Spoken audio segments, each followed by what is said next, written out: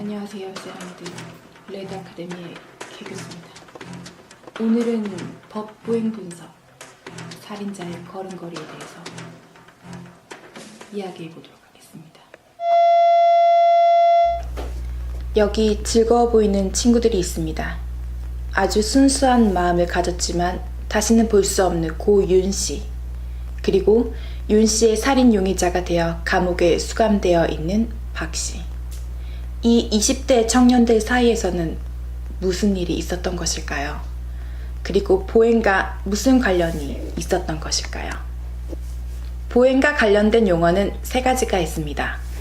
로코모션, 워킹, 게이트.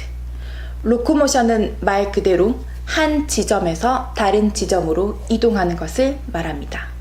자전거를 타고 가거나 휠체어를 타고 가거나 네발 기기를 하거나 한 지점에서 다른 지점으로 이동하는 것은 다 로코모션이라고 부를 수 있습니다. 한 지점에서 다른 지점으로 갈 때 양쪽 다리를 사용하는 경우를 워킹이라고 얘기합니다. 게이트는 이 워킹의 스타일과 방식을 이야기합니다. 그래서 그 워킹, 게이트라고 하는 것 앞에 그 스타일을 이야기하는 단어들을 붙입니다. circumduction gait, 아탁식 게이트와 같이 말이죠. 이 게이트는 여러 가지 사이클로 이루어져 있습니다. 양쪽 다리가 바닥에 붙어 있는 경우를 스탠스 페이스라고 이야기하고, 다리가 바닥에서 떨어져 있는 경우를 스윙 페이스라고 얘기합니다. 스탠스 페이스는 다시 두 가지로 나뉘어지는데, 양쪽 발이 다 닿여 있는 경우를 더블린 스탠스, 한쪽 다리만 바닥에 닿아 있는 경우를 싱글림 스탠스라고 이야기합니다. 게이트 사이클은 이니셜 컨택, 로딩 리스폰스, 미드 스탠스, 터미널 스탠스, 프리 스윙까지를 스탠스 페이스라고 이야기하며, 이니셜 스윙, 미드 스윙, 터미널 스윙, 이 세 가지를 스윙 페이스라고 이야기합니다. 다시 이야기로 돌아가 보도록 하겠습니다. 이야기는 지금 살인 용의자가 되어 있는 이 박씨가 무죄라고 주장하면서부터입니다. 본인은 절대 고 윤씨를 죽인 적도 없고, 고 윤씨를 위하여 누가 죽였는지 꼭 진범을 잡아야 되겠다고, 친구의 한을 풀어주겠다고 이야기하면서부터 시작됩니다. SBS 그것이 알고 싶다에서도 이 이야기를 다룬 적이 있습니다. 고 윤씨는 며칠 동안 집에도 나타나지 않고 회사에도 나타나지 않았습니다.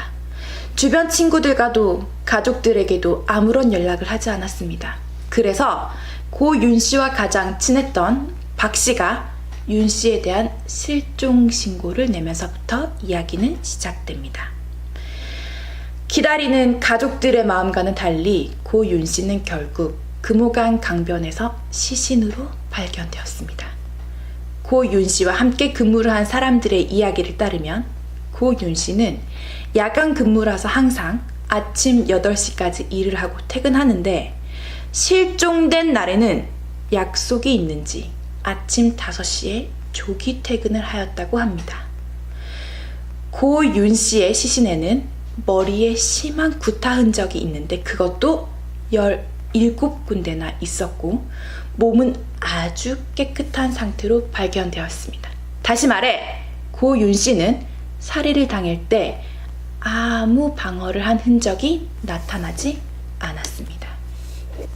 이에 경찰들은 CCTV를 확인하게 됩니다. 금호강, 다시 말해서 고 윤씨가 살인을 당한 곳에서부터 고 윤씨의 혼자서 다리 밑으로 들어가는 CCTV가 찍혔고, 10분 후 다른 남자가 혼자서 나오는 것이 찍혔습니다. 그런데 고 윤씨는 퇴근을 해서부터, 다시 말해 회사에서부터 나오는 것을 행적을 추정하던 경찰은 고 윤씨의 CCTV를 찾게 됩니다. 고 윤씨는 그런데 그 CCTV 안에서 혼자서 걷는 것은 아니었습니다. 고 윤씨와 자연스럽게 길을 함께 걸어가던 사람과 함께 지켰습니다. 근데 그 옆 사람은 점퍼 후드를 눌러쓰고 모자까지 써서 얼굴이 CCTV에 전혀 담겨있지 않았습니다. 경찰은 고 윤씨의 사체에서 방어의 흔적이 나타나지 않고 같이 금호강변까지 걸어갔던 정황을 보아서 고 윤씨를 살해한 사람은 아는 사람일 경우가 높다고 판단하였습니다. 그러던 중 친구들 한 명, 다시 말해서 살인사건이 있었던 날 다른 지역에 있었던 것이 확인된 친구에게 경찰이 이 CCTV를 보여주자마자 그 친구는 이거 박씨 아니냐고 박씨를 지목하게 됩니다. 그러자 이 지목을 받은 박씨는 갑자기 본인이 고 윤씨를 죽였다고 자백을 하게 되죠. 또 박씨가 살인을 했을 거라는 정황이 나타나게 되었는데요. 바로 보험입니다. 박씨가 제안을 하여서 보험을 가입하였고 박씨와 윤씨는 두 친구는 사망보험금을 본인 가족들이 아닌 친구 스스로에게 지목을 하게 되었습니다. 다시 말해서 윤씨가 사망할 경우 사망보험금은 바로 박씨가 받기로 되어 있었습니다. 그래서 박씨는 지금 고 윤씨의 살인사건 피해자로 복역 중인 것이지요.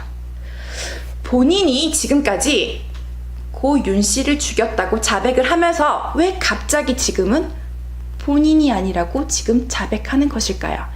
그때의 자백은 경찰의 강압수사 때문이라고 주장하고 있는 것일까요? 이 박씨의 동생에게 이야기를 들어보면 박씨는 계속 증거 내놔, 증거가 없잖아, 내가 죽였을 거라는 증거가 없으면서 왜 나를 감옥에 놔두는 거야 라고 하면서 억울함을 토로한다고 합니다. 박씨는 살인사건이 벌어진 날에 대한 알리바이를 진술하기도 합니다. 친구가 아프다고 해서 거창에 있는 병원에 가서 병문안을 하고 거창에 있는 집으로 들어와서 잠을 잤다고 알리바이를 합니다. 그때 시간이 새벽 2시, 아침에 눈을 뜰 때가 아침 8시. 잠을 자고 있었기 때문에 그 새벽 2시와 8시 사이에는 알리바이가 없지만 살인사건이 일어났던 곳이 아닌 거창에 있었다는 것을 진술합니다. CCTV 확인 결과 새벽 2시까지 거창에 있었던 기록은 확인되었습니다. 그렇다고 박씨가 살인 혐의를 벗는 것은 아닙니다. 왜냐하면 새벽 2시부터 아침 8시까지의 정황은 아무도 알 수가 없기 때문이지요. 박씨의 주장대로 박씨는 거창에 있었던 것이 확실합니다. 핸드폰을 추적한 결과 핸드폰 사용되었던 것이 새벽 1시 50분 그리고 아침 8시 50분입니다. 그렇다면 1시 50분부터 8시 50분까지 박씨는 과연 거창에 있었던 것일까요?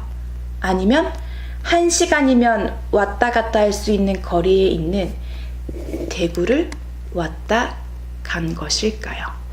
목격자가 한 명도 없는 살인사건, 유일한 목격자이자 의미 있는 증거는 고 윤씨와 한 남자가 범행 현장으로 이동하는 CCTV일 뿐입니다. 퇴근을 했던 그 복장 그대로 입고 있었다는 점과 부검 결과를 조합해 본 결과 고 윤씨는 실종 당일인 4월 5일 새벽 6시경 살인한 것으로 보입니다. 얼굴 식별은 불가능하지만 새벽 5시 46분까지 함께 있었던 그 사람, 그 CCTV 속 남자가 범인일 가능성이 가장 높습니다. 그렇다면 과연 박씨는 어디에 있었던 것일까요? 경찰은 거창에서 대구까지 사건 당일 거창에서 대구까지 차를 다 조사하던 중 8,000여 대 택시 중에서 거창에서 대구까지 온 택시 하나를 찾아냈습니다.